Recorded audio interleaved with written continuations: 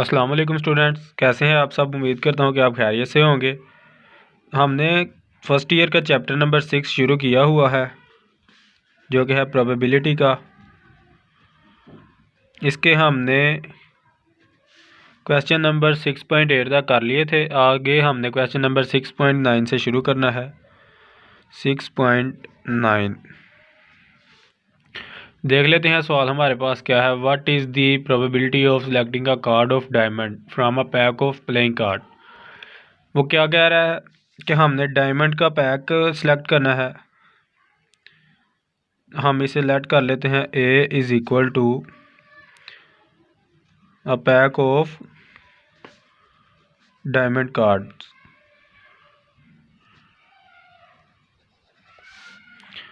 हमें पता है कार्ड्स 4 तरह के होते हैं। टोटल कार्ड हमारे पास होते हैं 52। हम इसे लिख लेते हैं, प्लेइंग कार्ड्स को एस लेट कर लेते हैं। ये एस हमारे पास सैम्पल स्पेस है। अब एन ऑफ एस हमारे पास होगा 52, क्योंकि प्लेइंग कार्ड हमारे पास 52 होते हैं। ए हमने लेट किया है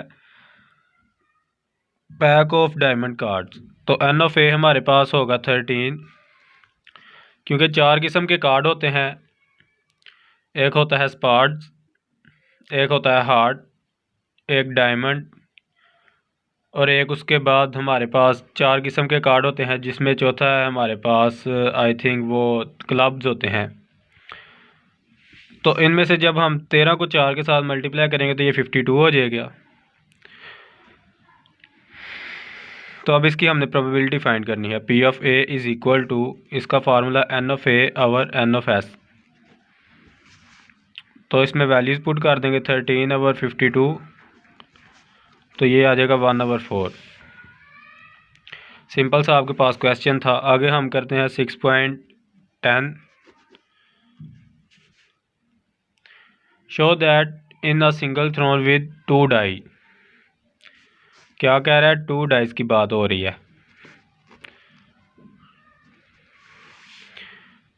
2 डाई थ्रोन की है उसने। The chance of throwing more than 7 is equal to that of throwing less than 7। वो क्या बोल रहा है, वो बोल रहा है प्रूव करके दिखाएं मुझे। Prove that less than 7 equal to greater than 7। क्या बोल रहा है, वो बोल रहा है कि अगर हम 2 डाइस को फेंकें तो उसमें मुझे प्रूव करके बताएं कि जो 7 से कम वाले नंबरों की आने की चांस है वही 7 से ज़्यादा नंबरों के आने के चांस है। ये आपने मुझे प्रूव करके बताना है। तो इस वीडियो में इसको प्रूव करेंगे, सॉरी इस क्वेश्चन में इसको प्रूव करेंगे। तो सबसे पहले हम सैम्पल स्पेस बनाएंगे इसकी।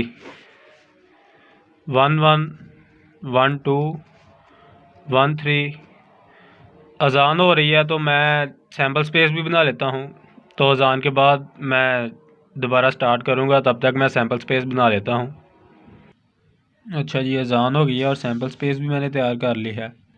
तो इसमें से पहले हमने प्रूव करना है, तो हम पहले इस बात को प्रूव कर लेंगे कि सॉरी लेस देन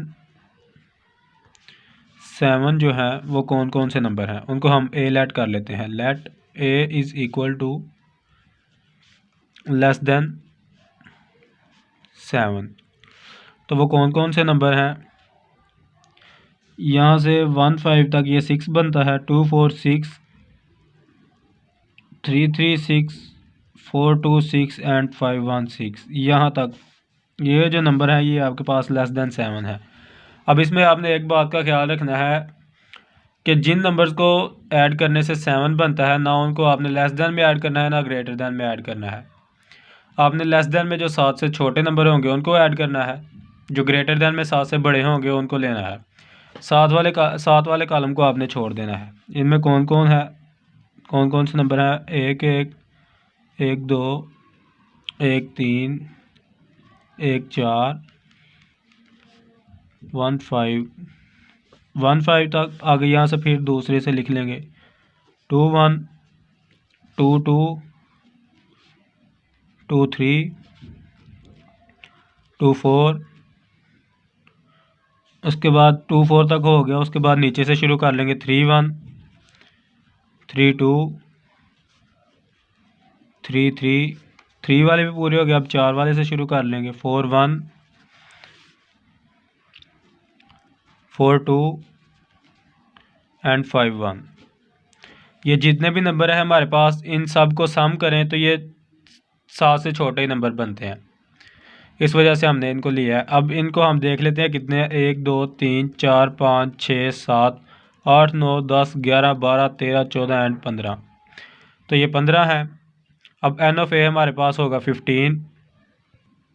ए में हमारे पास 15 नंबर थे, इस वजह से एन ऑफ ए हमारे पास 15 होगा। N of S, total sample space में हमारे पास नंबर थे 36, तो एन ऑफ एस 16 36 होगा। जब हम ए की प्रोबेबिलिटी फाइंड करेंगे तो इसमें फार्मूला होगा N of A over N of S. तो ये आ जाएगा 15/36। आप इसे चाहें तो आगे डेसिमल में भी कन्वर्ट कर सकते हैं, नहीं तो ऐसे भी रखें तो आपका गलत नहीं होगा। अब हम दूसरी साइड को ले लेते हैं ग्रेटर देन 7। इसमें हम लेट कर लेते हैं b is equal to greater than 7। कौन कौन से नंबर हैं हमारे पास 7 से जो बड़े हैं? उसमें है, आपने उसमें भी 7 वाले कॉलम को छोड़ देना है। 7 से जो बड़े बड़े होंगे उनको ले लेना है आपने। 1 6 को करेंगे तो ये 7 बनता है, 2 5 को करेंगे तो ये भी 7 बनता है, 2 6 3 5 3 6 4 4 4 5 4 6, उसके बाद 5 3 5 4 5 5 5 6 और 6 6, क्योंकि 6 को भी करेंगे तो वो भी 7 ही बनता है। तो ये कितने हो गए? 1 2 3 4 5 6 7 8 9 10 11। 4 नंबर हमारे पास कम है, वो कौन से हैं? सॉरी, ये 6 6 से पहले भी नंबर हमारे पास आते हैं, वो हैं 6 को करेंगे तो वो 7 बनता है, 6 2 8 6 3 9 6 4 10 6 5 11 6 6 12। तो ये हमारे पास कितने हो गए? अब 1 2 3 4 5 6 7 8 9 10 11 12 13 14 15। तो ये भी हमारे पास आप देख सकते हैं कि 15 हो गए हैं। तो ये एन ऑफ बी हमारे पास बन जाएगा 15। एन ऑफ एस बन जाएगा, एन ऑफ एस वही 36 रहेगा। जब बी की प्रोबेबिलिटी फाइंड करेंगे तो ये हो जाएगा एन ऑफ बी और एन ऑफ एस 15/36। चूँकि प्रोबेबिलिटी ऑफ ए बराबर है प्रोबेबिलिटी ऑफ बी, तो हम कहेंगे कि ये हमारे पास प्रूव हो चुका है कि जो लेस देन 7 है और ग्रेटर देन 7 है उन दोनों की प्रोबेबिलिटी एक ही है। अब चलते हैं नेक्स्ट क्वेश्चन की तरफ। अगला सवाल है हमारे पास क्वेश्चन नंबर 6.11। इसमें उसने हमसे क्या पूछा? उसने पूछा है जी, a bag contain 12 ball, total ball हैं। चलें टेबल बना लेते हैं। टेबल में हमारे पास जो वैल्यूज़ आएंगी उनको हम लिखेंगे तो ये आसानी से हो जाएगी।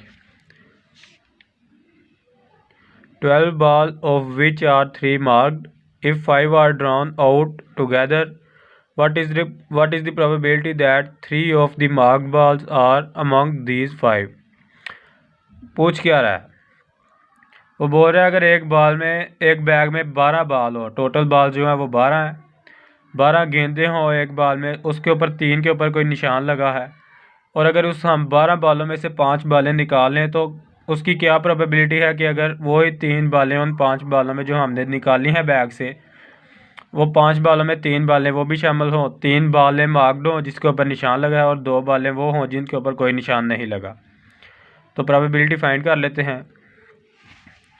टोटल है हमारे पास 12, मार्क्ड बाल हैं हमारे पास 3, अनमार्क्ड कितनी है? जब 12 में से 3 के ऊपर निशान लगा है तो जिसके ऊपर निशान नहीं लगा वो कितनी होंगी? वो होंगी 9। तो क्या प्रोबेबिलिटी है, प्रोबेबिलिटी हमने फाइंड करनी है। तो इसके लिए आपको कम्बिनेशन यूज़ करनी पड़ेगी। जब भी आपको बाल वाला कोई सवाल आएगा तो आपने उसके लिए कम्बिनेशन यूज़ कर लेनी है।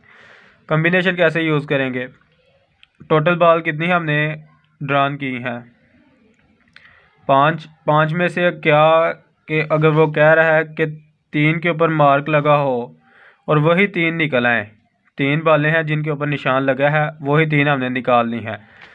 तो इसके साथ अगर कोई जिसके ऊपर मार्क नहीं लगा वो 9 है, जिसके ऊपर कोई निशान नहीं वो 9 है, तो उसमें से भी तो 2 बालें आएंगी ना। तो 9 में से जब 2 बालें जाएंगी तो इसके दरमियान आपने कम्बिनेशन लगा लेना है। नीचे आपने लिख लेना है ऊपर कितनी टोटल बाल 12 है, उस टोटल में से हमने जो टोटल निकालनी है वो है 5 के बैग में से हमने 5 निकाल ली हैं, जो उसमें से 3 निकली हैं निशान वाली, 2 निकली हैं बगैर निशान के। क्यों हमने ये इसको 2 दफ़ा क्यों लिखा है, इसको हमने 2 दफ़ा इसलिए लिखा क्योंकि 3 तो निशान वाली थी, उन तीनों को ही हमने निकाल लिया। तो जो निशान वाली नहीं थी उनमें से भी तो 2 आई है ना, इसलिए हमने इसको साथ लिखा है। तो ये हमें लिखना फ़र्ज़ था। तो उसके साथ नीचे हमने ये बता दिया कि टोटल 12 थी और जो 12 में से हमने निकाली है टोटल वो थी 5, इस वजह से हमने 12C5 लिख लिया। तो आप इसको कैलकुलेटर की मदद से भी हल करेंगे, बल्कि इसको आप कैलकुलेटर की मदद से ही हल करेंगे, फार्मूला लगाएंगे तो वो काफ़ी लंबा हो जाएगा। वो फार्मूला अगर आपको शॉर्ट क्वेश्चन में आए तो वो आप तब लगा सकते हैं। जब आप यहाँ से 3 दबाएंगे, यहाँ पे NCR का आपको बटन नज़र आ रहा होगा, उसको दबाने के बाद आप 3 दबाएंगे तो जब आप इक्वल करेंगे तो ये आपके पास आ जाएगा 1। जब आप 9C2 करेंगे तो ये आपके पास आई थिंक 36 आएगा जी, ये 36 आ गया। तो जब आप 12C5 करेंगे तो ये आएगा 792। तो ये है 36/792। जब आप इसको 36 डिवाइडेड बाय 792 करेंगे तो इसका आंसर आपके पास इशारे में आएगा 0.04। तो आपको ये A, B और C का बटन नज़र आ रहा होगा, ये वाला आपने इसको दबाना है तो ये आपको फ्रैक्शन में नंबर दे देगा जो कि है 1/22। तो आपका ये सवाल इतना ही था। अब चलते हैं अगले सवाल की तरफ। अगले सवाल में उसने हमसे क्या पूछा हुआ है, क्वेश्चन नंबर 6.12। इस सवाल में वो हमें बोल रहा है जी, what is the probability throwing इधर 7 और more than 10 with 2 dice, thrown 2 dice.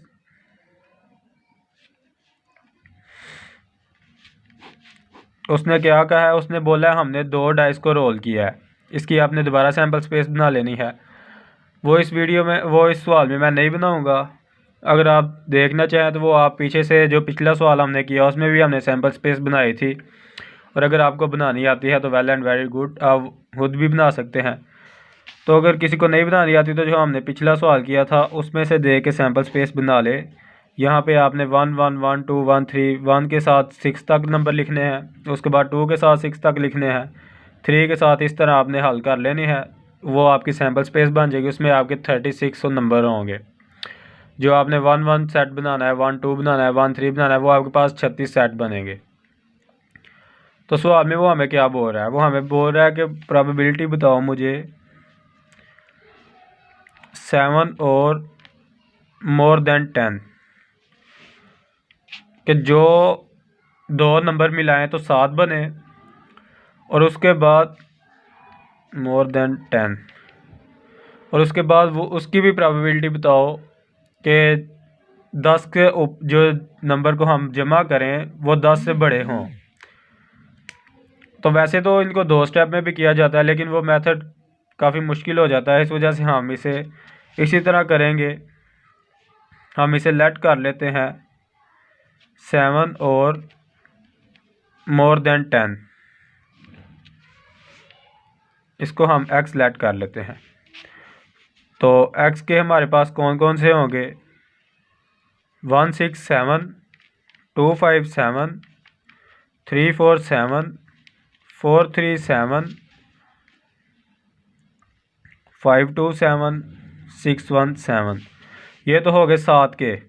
अब 10 से बड़े बड़े नंबर है, आपने इसमें 10 नहीं लेना, मोर देन 10 लिखा है। अगर इसमें होता इक्वल टू 10 और मोर देन 10 तो फिर हम कर लेते। इसमें उसने खाली लिखा हुआ है मोर देन 10, तो हम 10 से बड़े लेंगे। 10 से बड़े कौन कौन से हैं, 11 और 12। तो 5 6 6 5 ये हो गया 11, 6 6 12। टोटल कितने हैं? 1 2 3 4 5 6 7 8 9। ये 9 है हमारे पास। तो एन ऑफ एक्स करेंगे तो ये आ जाएगा 9। एन ऑफ एक्स तो हमारे पास 9 आ गया। तो एन ऑफ एस हमें पता है कि जो उसकी सैम्पल स्पेस बनेगी उसमें टोटल 36 सेट होने थे। तो इस वजह से हमने एन ऑफ एस 36 लिख लिया है। तो जब हम प्रोबेबिलिटी फाइंड करेंगे एक्स की तो ये आएगा N of X over N of S. तो ये आ जाएगा 9/36 1/4। आप इसे ऐसे लिख लें। अगर आप इसे डेसिमल में लिखना चाहें तो आप वैसे भी लिख सकते हैं, लेकिन अगर आप ऐसे लिखना चाहें तो आपका गलत नहीं होगा।